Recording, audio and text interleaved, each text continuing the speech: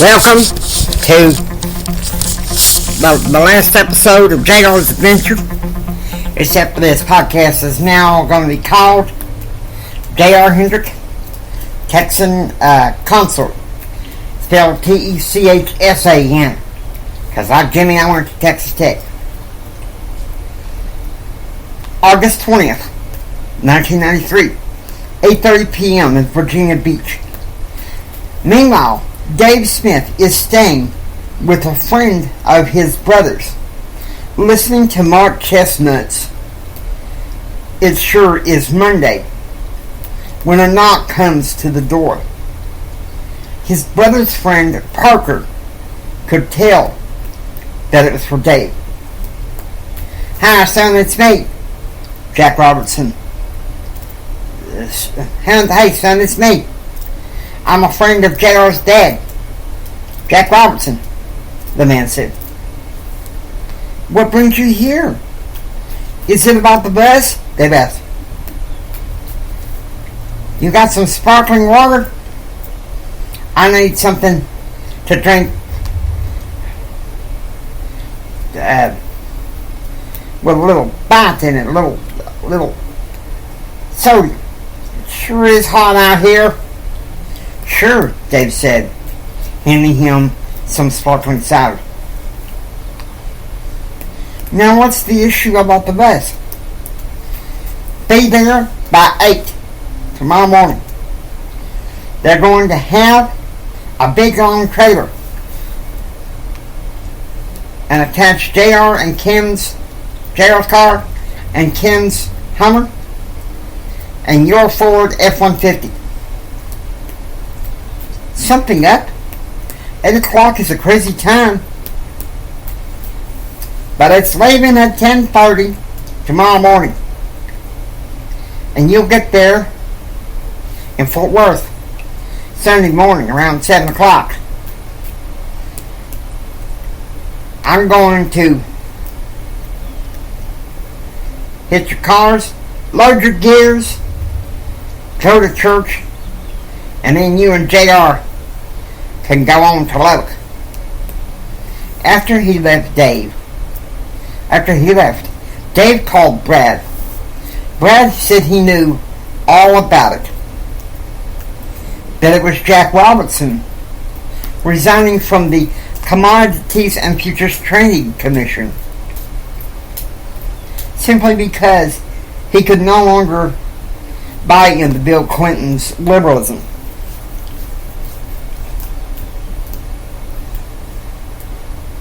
He informed Dave that everyone was going to be meeting the bus at the Founders Inn in Virginia Beach, Virginia.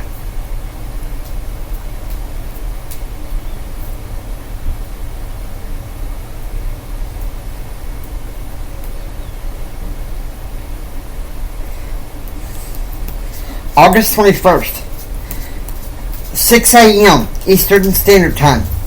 Dave Smith had just gotten off the phone with Brad.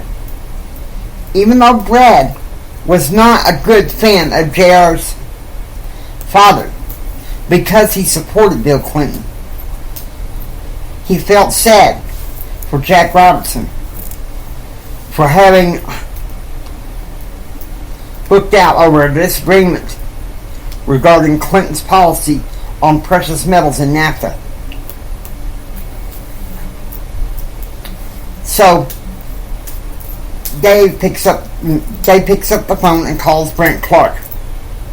"Brent, I heard that you're finishing covering stories around here. Do you mind if I pick you up and take you to meet the crew at the bus stop?"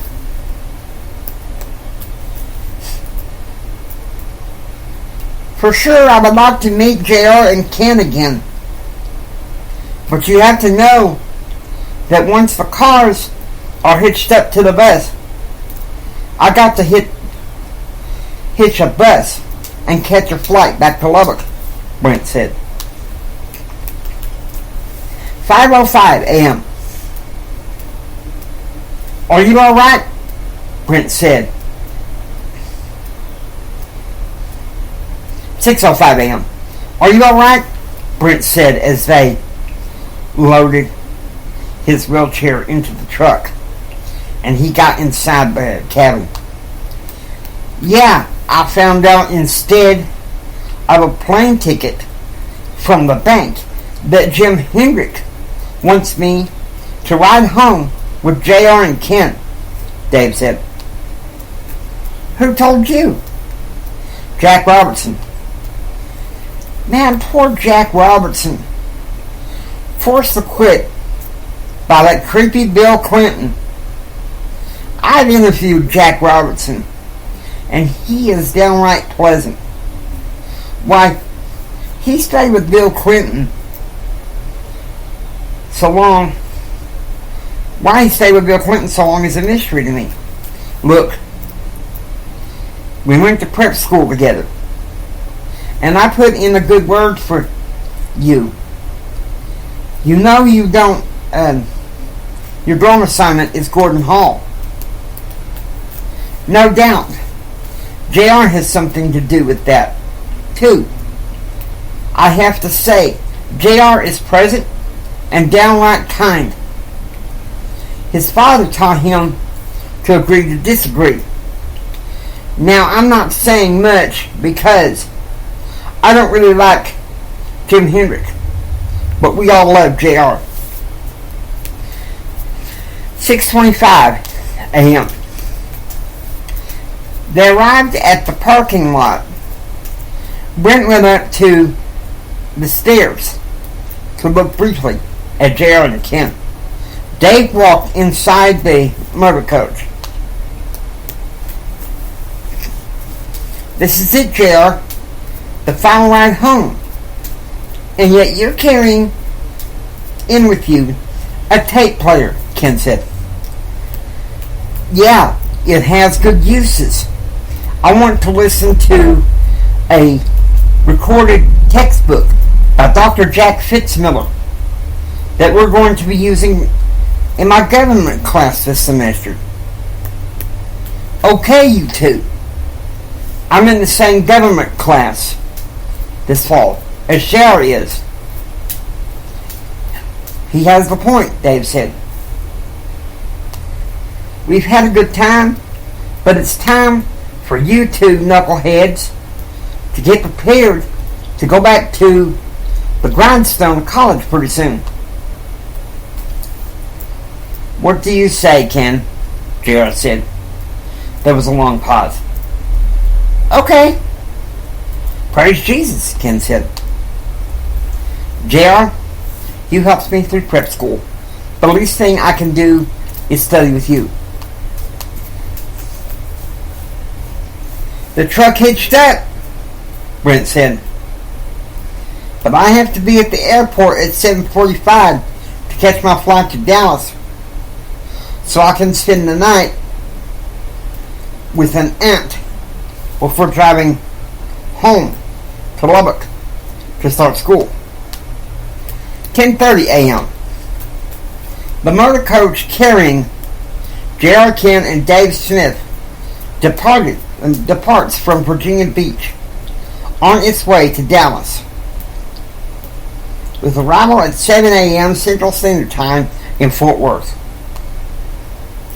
Meanwhile, at the Underwood Estate in Virginia Beach, the chef is making grilled cheese for Scotty and his guests.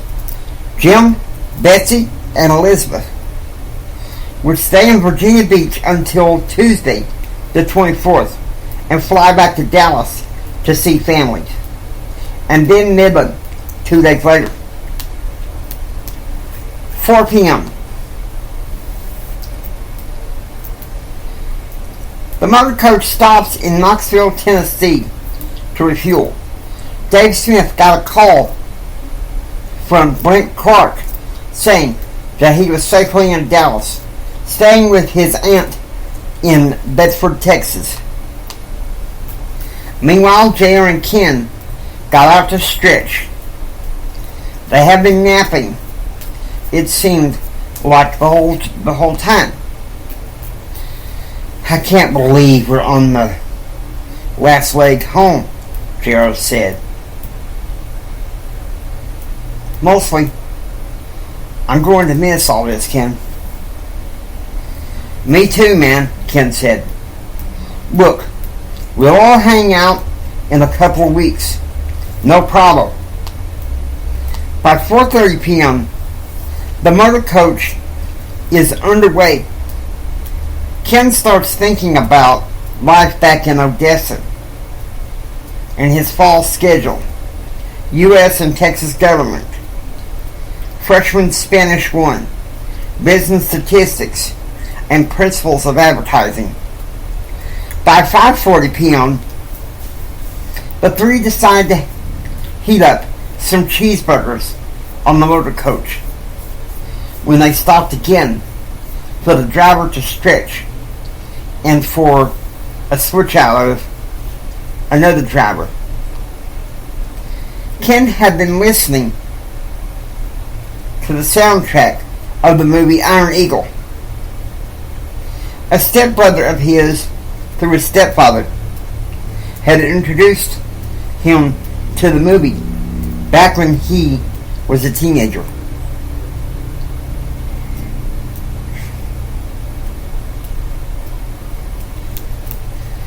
"7:15 a.m., August 22nd, 1993.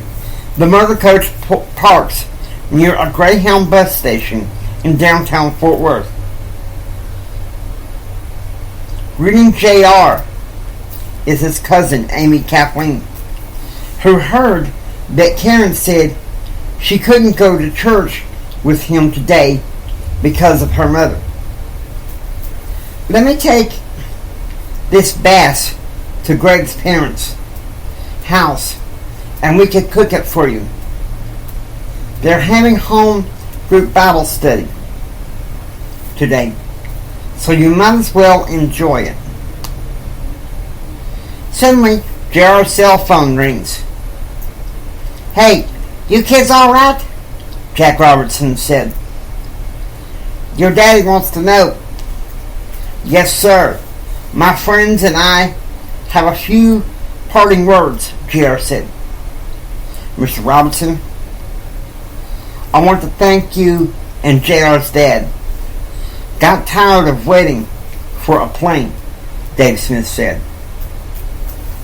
"Something that you need to know.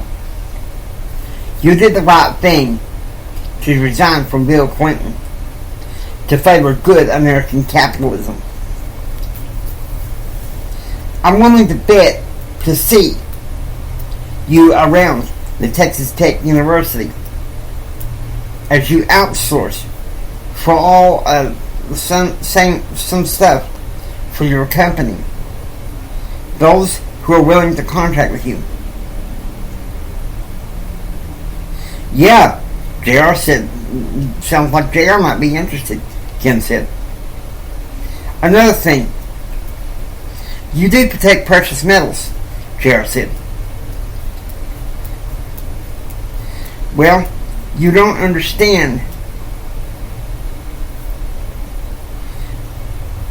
I don't understand the market for that quite yet, but we will," Ken said.